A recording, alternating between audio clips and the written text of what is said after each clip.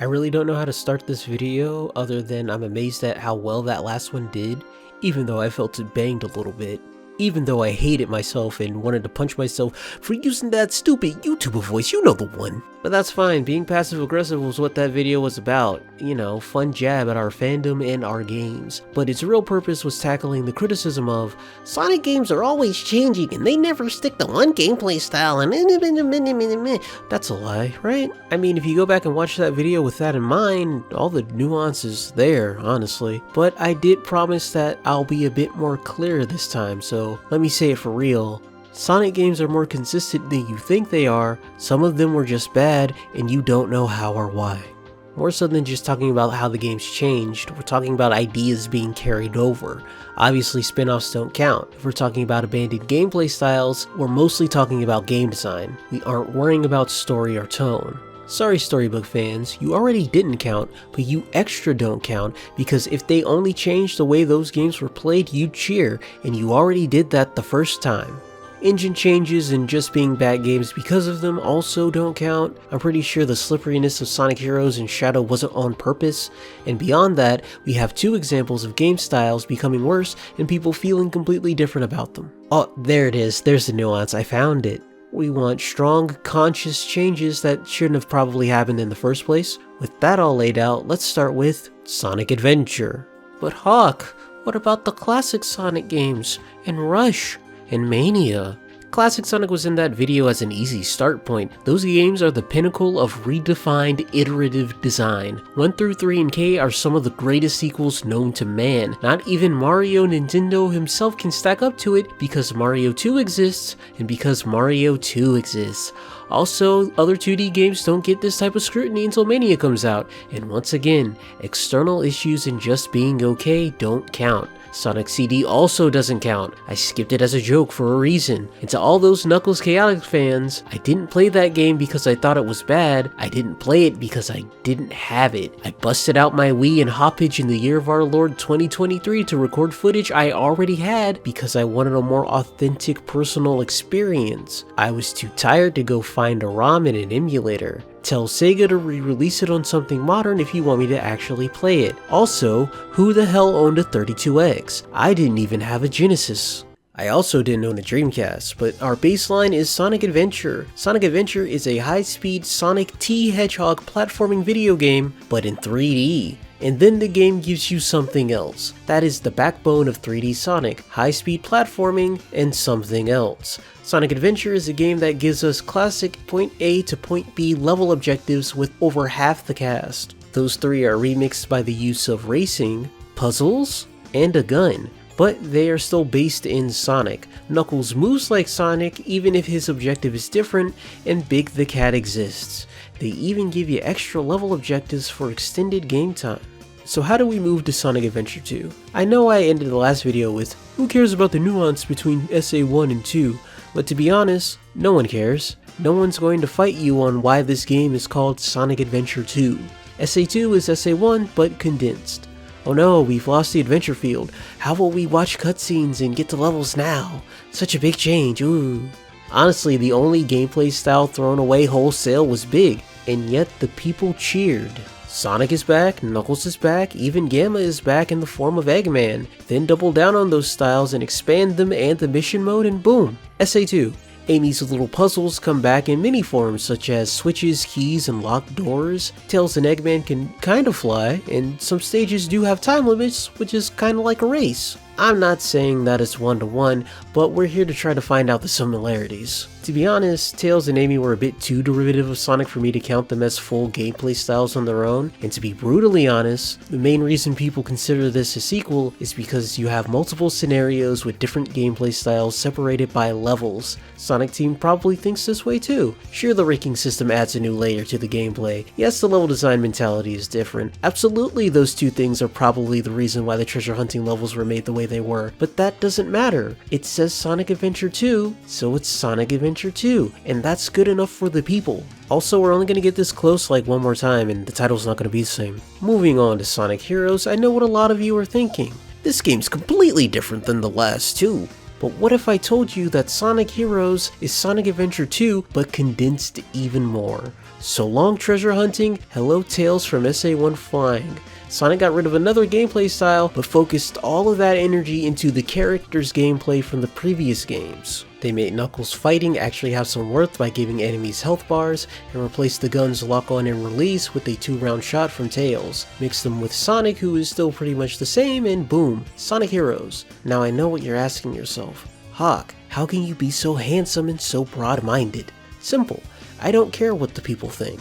But mostly, you can see how we got to this point and the things they expanded on to get us this far. Also, designing a multi-platform game is hard. Different scenarios are now just mandatory difficulty selects, and one of them is just the missions that they've been doing since Sonic Adventure 1. Yeah, the game moves differently, but that seems more like an engine issue, and as I said, that doesn't count. And now we have Shadow the Hedgehog. I actually cut a bit from the Shadow section that I felt was a bit too mean for no reason. Man, you lucky I don't have a real personality, and I can ironically enjoy this game's edgelord aesthetic. Shadow is so cool with the gun.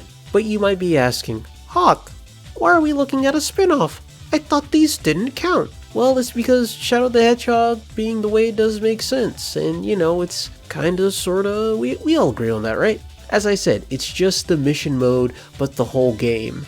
Gunplay has been done, vehicles or choices actually matter even if you feel like they don't. You're still probably not going to get the true ending because you don't want to bother, but I could say the same thing for SA1. That guy exists, I know him. For a spin-off, this makes more sense to me than some future games that people like to hold up. And to round things out, Sonic 06. There's a lot to be said about Sonic 06. But for the sake of this video, it's just a bad Sonic adventure. It's also a bad and everything else that they've done up to this point. The health bars, the vehicles, the multiple characters, it's all there and accounted for. Even the hub world came back. It has almost everything and more, but worse. If Sonic Team wasn't up its own ass at the time, this would probably be named Sonic Adventure 3. And I still don't know what good people see in this game. Even polished up, it only becomes okay at best.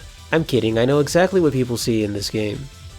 Please watch the video, this is a visual joke. Alright, the joke's over, you can tab out again. We've gone through the whole adventure era, and to be honest, there wasn't much change to be had. We had 2 games that were pretty different, and one of them is generally considered a spin-off. The other one is just an adventure game, but everybody plays at the same time. Even the level design feels like SA1 and 2 mixed together. I just can't see someone going, I love Sonic Heroes, but I hate the adventure games, unless they only played 06 and chose to stay ignorant. It's sad that that person probably exists. Anyway, on to Undeniable Change. Sonic Unleashed. I don't need to tell you how different that game is. In the past era, if you took a Sonic from any game and put them in another, they could probably get through them all well enough, outside of a move or two.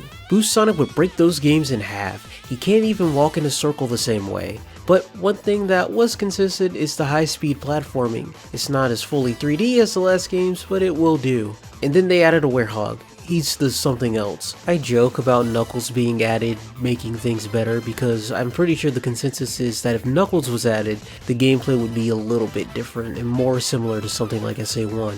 But even so, that wouldn't fix the criticism we're currently tackling, now would it? This is the new Sonic that we'll be having for quite a while, so how do they keep it going? The nuance of going to Sonic colors from Sonic Unleashed is so much that I already made a video of talking about that. For the topic of Sonic's throwing away gameplay styles, no, it didn't happen. He threw away the Werehog, and the people cheered once again. The nuance between these 2 games is the same as the nuance between Sonic Adventure 1 and Sonic Adventure 2, except those games actually play like each other. The radar is a very obvious change in SA2 that can make you feel that nuance, and the only way you'd really feel that in Sonic Colors is if you'd, I don't know, get all the red rings. The ease of the game is made in a way that you won't notice these changes unless you're going out of your way. I compare this game with Unleashed on the Wii because both are made to be lesser versions than HD Unleashed. One game, however, tried to match the HD version as close as it could, and the other decided drifting was too hard, so why bother putting you in danger of failing it? My real issue with Colors is that people no longer treat it like the side game it was always meant to be. It's held up on this pedestal of consistency when that's the furthest thing from the truth. Sonic Generations, the true sequel to Sonic Unleashed. It's more, but better.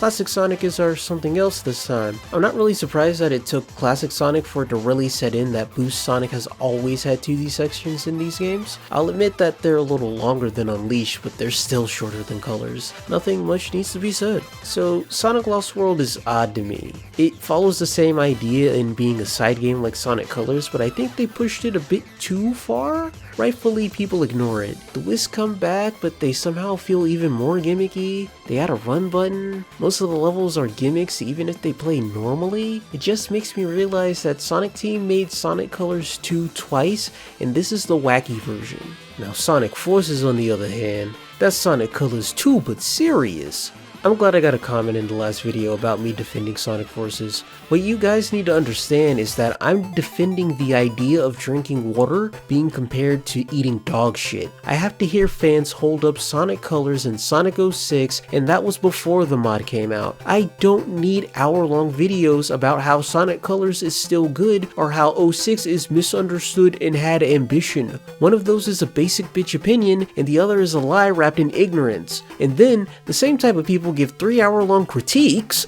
on Forces, damning it to hell to a bunch of kids who don't even play Sonic games and got baited by their horny avatar thumbnail. If you're some schmuck in a comment section, whatever, but how can someone talk for so long with absolutely nothing to say? Sorry, I got off track. Sonic Forces is just as good as Sonic Colors and Sonic Unleashed mixed together, and most people can't figure out why that would make a game just okay. And while we're technically not out of the woods with Boost Sonic, this is it before another large change. If we're talking gameplay styles, other than Lost World, these games are pretty consistent here too. Even in Lost World, Sonic can still technically boost. I'm pretty sure what people are feeling by now is intentional downgrading of game design. Put it on a lesser system and who cares? Put it up against the last game you like on the same system and you wonder how we got here. The answer lies with those who made those games, but the catch is that the audience can't seem to see the upgrades that the people who designed those games made moving forward. Honestly, I think this era has the biggest changes all around, but there's a difference between a lesser Boost Sonic and a completely different Sonic. There's that nuance again. But you know who still has my back though? Extra missions and levels, let's go. I'm getting 3D Supersonic for the first time. Who cares if it makes the game boring? Finally, last but not least, Sonic Frontiers. It's Boost Sonic, but the open zones are something else, and there's a lot of it. So, I can just wrap this up as the Adventure era and the Boost era having a baby, right? DLC Update 3 locked that in, right? Sure, it's different, but fundamentally it's the same. You run around the area, unlock your levels and cutscenes, do a boss fight in the open zone, it's just bigger. Oh, this is the good Sonic 06 people we're talking about. Time must work in a circle, or at the very least a Mobius strip. Alright, so what have we learned? We learned that I might be a bit too broad-minded and a bit of a reductionist, but for as much as the masses complain, they still stick to Sonic just like I have. Sonic's fundamentally changed about 3 times, but people talk about it like it's happened 3 times per era. Change is something that's really easy to see, yet sometimes it's hidden by other things like all of your characters playing at the same time. There's change there, both good and bad, both new and old, but, well, all my characters are playing at the same time. I really don't think Sonic has a gameplay consistency issue. It has a tone and quality issue.